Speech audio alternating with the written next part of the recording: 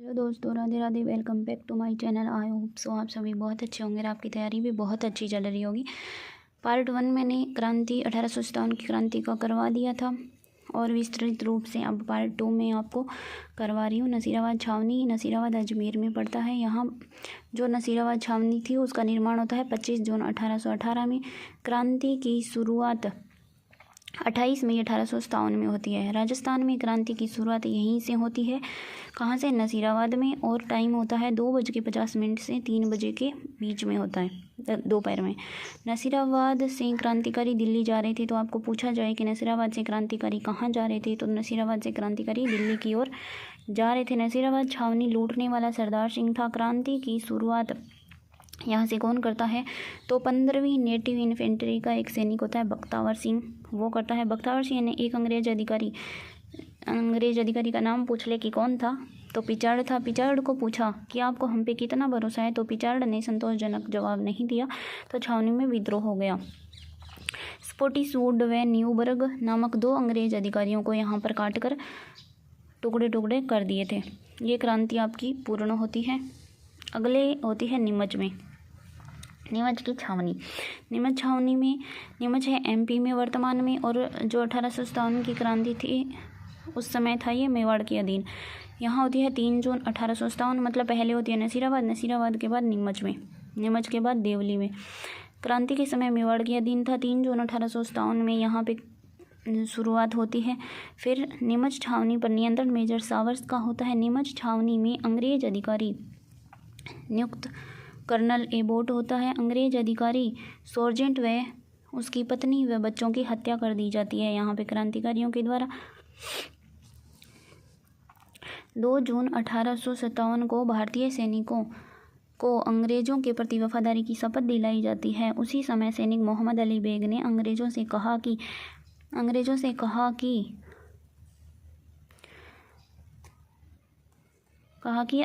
ने स्वयं अपनी शपथ का पालन नहीं किया। क्या आपने अपनी शपथ, अपनी अवध का अपहरण नहीं किया? इसलिए भारतीयों भी शपथ का पालन करने के लिए बाध्य नहीं है।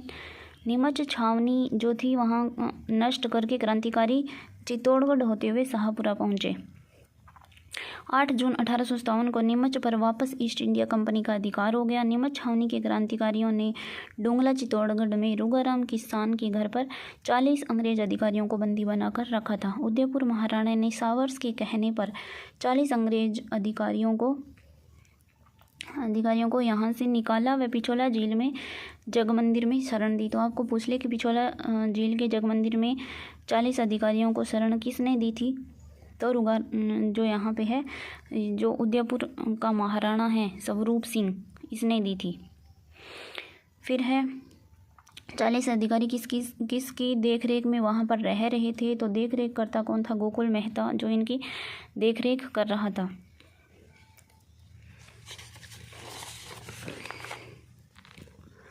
आगे है दोस्तों 1857 की क्रांतिकारी, ये मैंने आपको करवाया ही था कल।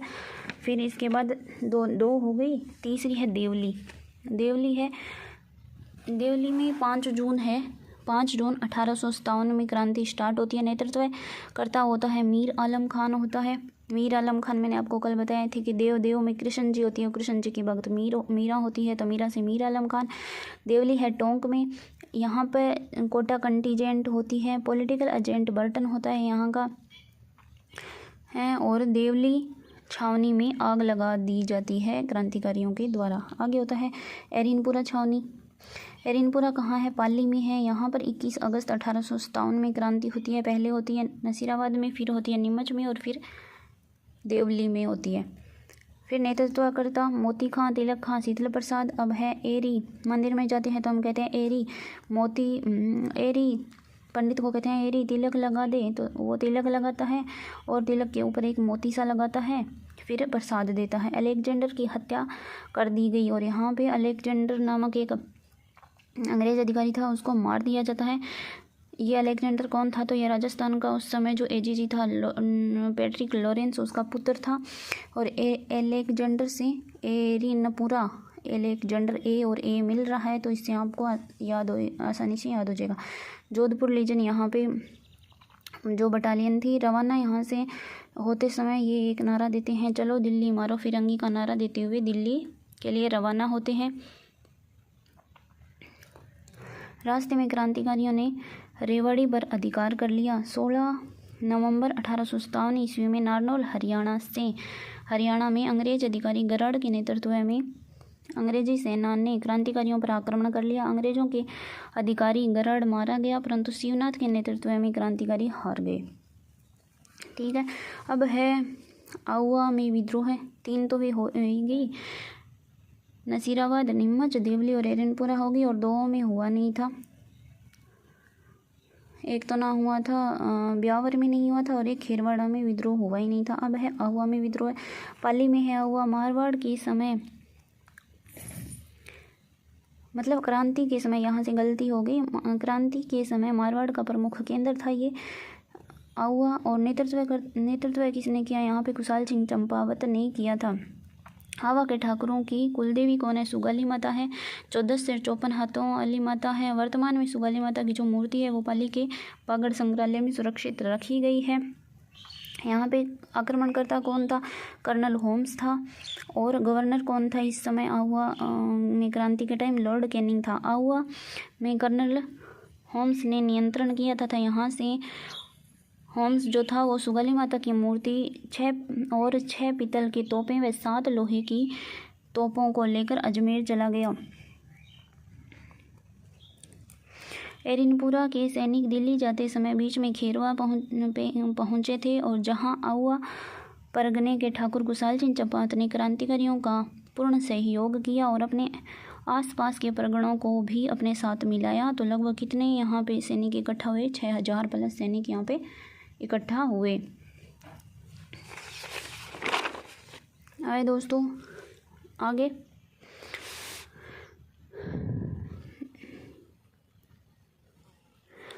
है राजस्थान में एजेजी लॉरेंस को जब आहुआ में क्रांतिकारी सैनिकों के जमाव का पता लगा तो उसने जोधपुर महाराणा तख्त सिंह को क्रांतिकारियों को कुचलने के लिए कहा। तख्त सिंह ने अपने किलेदार ओनाड सिंह व फौजदार लोडा के नेतृत्व में 10,000 सैनिक व घुड़सवार तथा 12 तोपें आहुआ रवाना कर दी। यहाँ पे हो गया। अब इसी में 2 और होता है, एक विथोड़ा युद्ध और एक चेलावास युद्ध होता है। दोस्तों पूरी क्रांति जितने मैं करवा रही हूँ ये मेरे नोट्स हैं, और इसमें सब कुछ है, क्रांति का टोटल है। अगर आपको अच्छा लगे तो प्लीज़ लाइक कर दिया करो चैनल को, और फॉलो सब्सक्राइब भी कर दो। विथोड़ा युद्ध अब आपको पूछा बी थोड़ा और एक चेलावास। थोड़े में दिख रहा है 8 और 18 में हमें कन्फ्यूजन होता है कि 8 कौन से किया 18 कौन से किया। तो 8 कम है, इससे कम को हम थोड़ा कहते हैं। तो 8 सितंबर थोड़ा है, तो भी थोड़ा 8 सितंबर को है। पाली में है भी थोड़ा। ठाकुर कुशाल सिंह चंपावत कैप्टन हीथकोट व तख्त सिंह के मध्य यहाँ पे होता है, और ठाकुर कुशाल सिंह चंपावत यहाँ पे विजय हो जाता है। कैप्टन हीथकोट व तख्त सिंह का सेनापति जो होता है ओनाड सिंह वो मारा जाता है। तो पूछा जाता है कि वो ओनाड सिंह किसका सेनापति था?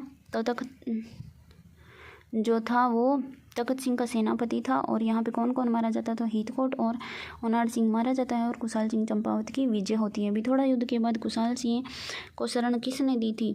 तो जोध सिंह ने दी थी, जो कोठारिया भीलवाड़ा का था। आगे है चेलावास का युद्ध। चेलावास भी पाली में है। नेतृत्वकर्ता कुशाल सिंह था। 18 सितंबर 1857 में होता है। क्रांतिकारियों ने जोधपुर गवर्नर मैकमोहन के बीच ये होता है चेलावास युद्ध। क्रांतिकारियों ने मैकमोहन का सिर काटकर आहुआ के किले पर टांग दिया था, और इसको जो चेलावास का युद्ध है इसको गोरों कालों का युद्ध भी कहा जाता है। इस हार का बदला लेने के लिए एजेजी लॉरेंस ने पालनपुर व नसीराबाद से सेना बुलाई। गवर्नर कैनिंग ने कर्नल होम्स के नेतृत्व में 20 जनवरी 1858 में सेना भेजी, जिसने कुशाल सिंह व एरिनपुरा के सैनिकों का दमन 24 जनवरी 1858 को किया। अब है युद्ध में विजयाकांक्षा न रहते थे कुशाल सिंह जो थे, ठाकुर कुशाल सिंह ने किले का भार ठाकुर पृथ्वी सिंह जो लाविया पाली के थे को सौंप कर सलूम्बर की ओर चला गया। तो क्वेश्चन प्रश्न आता है, पूछते हैं कि कुशाल सिंह ने अपने किले का भार किसे सौंपा था? तो पृथ्वी सिंह को सौंपा था, जो कहाँ का था? लाविया पाली का था। ऊंट पालक रेबारी जो समुदाय है वो मैकमोहन की कब्र पर पूजा करते हैं। आगे है दोस्तों अंग्रेजी सेना ने कुशाल सिंह का पीछा किया तो सिरियाली के ठाकुर ने अंग्रेज़ों को 24 घंटे तक रोके रखा, लेकिन 124 क्रांतिकारियों को अंग्रेज़ों ने फिर भी पकड़ लिया और इसमें से 24 को फांसी दे दी। अब देख लो, 24 घंटे 124 क्रांतिकारी, 24 तो 24 दिख रहा है, को फांसी दे दी। 8 अगस्त 1860 को नीमच में कुशाल सिंह ने समर्पण खुद कर दिया। आहुआ में विद्रोह की जांच के लिए एक आयोग बैठाया गया, टेलर आयोग। तो आपको पूछा जाता है कि आहुआ में जो विद्रोह हुआ उसके लिए कौन सा आयोग बैठाया जाता है, तो टेलर आयोग बैठाया जाता है। अब टेलर आयोग जो है वो 10 नवंबर 1860 को एक निर्णय देता है, कुशाल सिंह को इसमें फ्री कर दिया जाता है, रिहा कर दिया जाता है। कुशाल सिंह की मृत्यु हो जाती है 1864 में। उदयपुर में 1857 की क्रांति के 2 विजय स्तंभ पाली में हैं। 1857 की क्रांति के समय जोधपुर का शासक तख्त सिंह था, ये आपको याद रखना है। ये हो गया। अब है कोटा में विद्रोह, एक पेज और है दोस्तों, इसके बाद क्रांति पूरी हो जाएगी, 1857 की क्रांति। प्लीज़ अगर आपको चैनल अच्छा लगे वीडियो मेरा तो प्लीज़ लाइक कर देना वीडियो को। कोटा में विद्रोह है 15 अक्टूबर 1857 में होता है और शुरुआत करता जयदयाल व मेहराब का होते हैं। अब देख लो, ये रीट 23 और 11 में ऐसे पूछेगी क्वेश्चन है तो यहाँ से आएंगे। राजस्थान की सबसे सुनियोजित व सुनियंत्रित क्रांति कौन सी थी, तो कोटा में विद्रोह जो हुआ था, कोटा की क्रांति, वो सुनियंत्रित थी। ये क्वेश्चन आता है, पूछा जाता है। ये भी पूछा जाता है, नारायण व भवानी पलटन का संबंध कौन सी क्रांति से है, तो कोटा की क्रांति से है। कोटा, अब ये भी पूछा जाता है कि बर्टन का सर काट कर कोटा शहर में घुमाया गया तो किसका सर काटा गया था, बर्टन का सिर काट कर। अब आपको पूछा गया कोटा में कौन से अंग्रेज अधिकारी का सिर काट कर कोटा शहर में घुमाया गया, तो बर्टन का सिर काट कर कोटा शहर में घुमाया गया। कोट का बटन, कोटा में बर्टन। क्रांतिकारियों ने कोटा के राजा राम सिंह द्वितीय, कोटा का राजा कौन था उस समय, राम सिंह द्वितीय था, को कहा कि अंग्रेज अधिकारी हमें सौंप दो। राम सिंह ने डर कर अंग्रेज अधिकारियों को, क्रांतिकारियों को सौंप दिया। अब यहाँ पॉलिटिकल एजेंट बर्टन के 2 पुत्र फ्रैंक और ऑर्थर और डॉक्टर थे 2, एक सैंडलर व कोटम, इनको भी क्रांतिकारियों ने मार दिया। अब ये क्वेश्चन भी आया हुआ है रीट 11 और रीट 23 में। क्रांतिकारियों ने राम सिंह द्वितीय को कोटा दुर्ग में कैद कर दिया, जिसे करौली के राजा मदन पाल ने रिहा करा। तो आपको पूछा जाएगा कि क्रांतिकारियों ने राम सिंह द्वितीय को जब कोटा दुर्ग में बंद करा तो वहाँ से रिहा किसने करवाया, तो करौली के मदन पाल ने रिहा करवाया।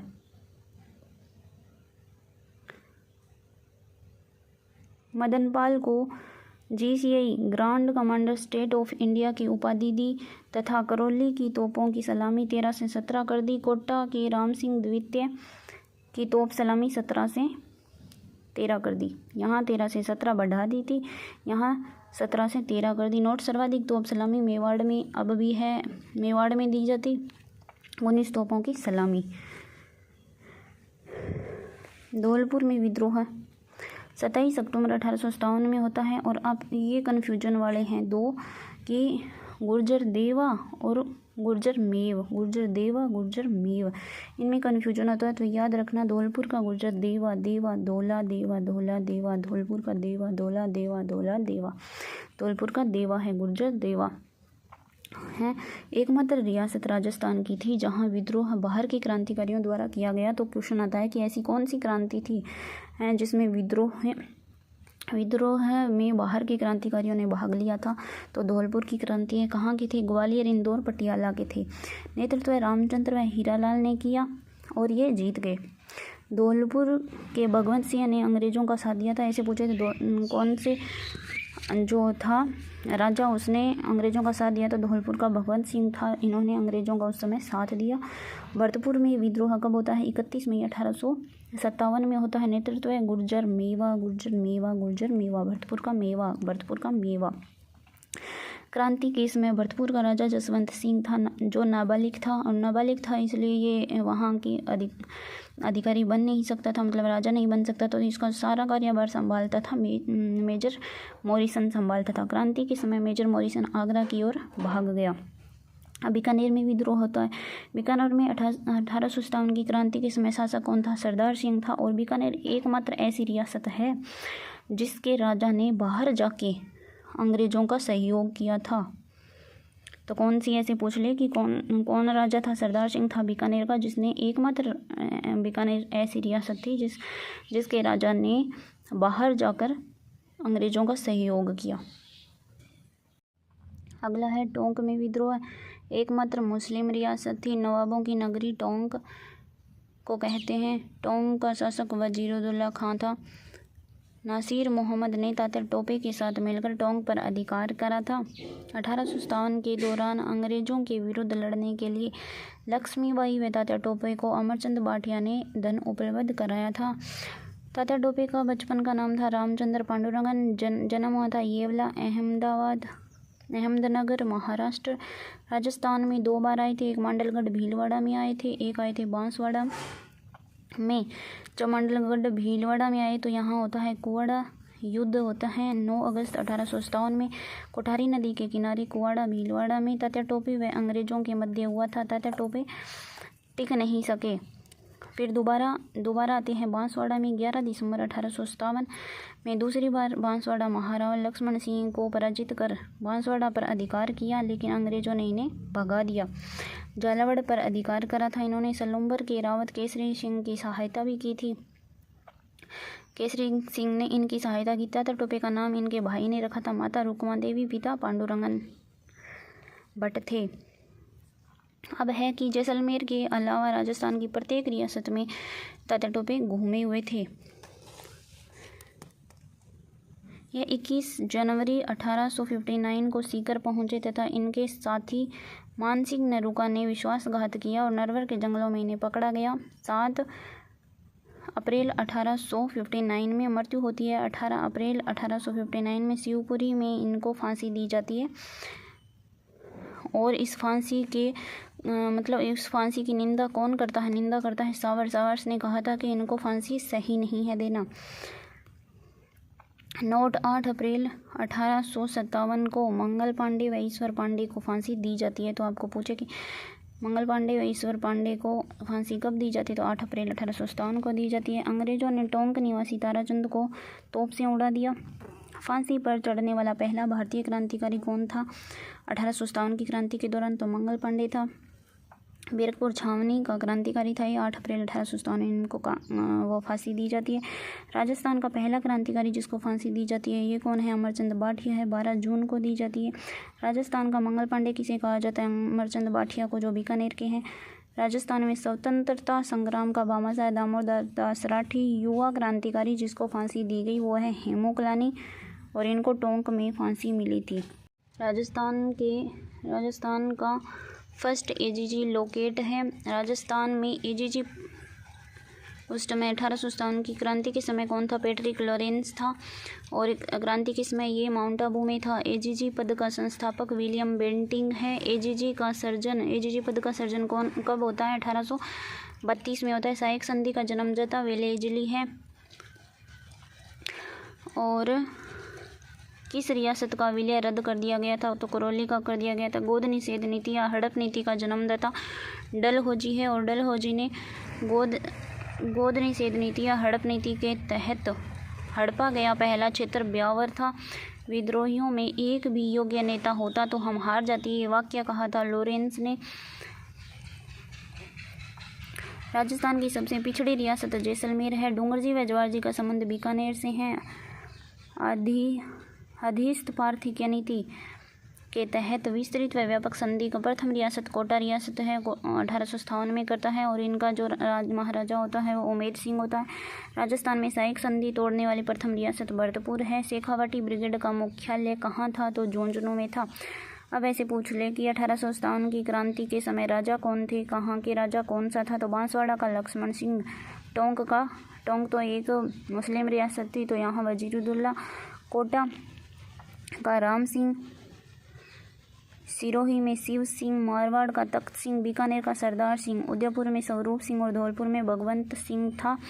अंग्रेज़ों की 4 प्रमुख एजेंसियां थी। दक्षिणी मेवाड़ राजपूताना स्टेट एजेंसी जो उदयपुर में थी और इसका मेजर सावर्स था। पूर्वी राजपूताना स्टेट एजेंसी जो थी कोटा में, बर्टन था इसका।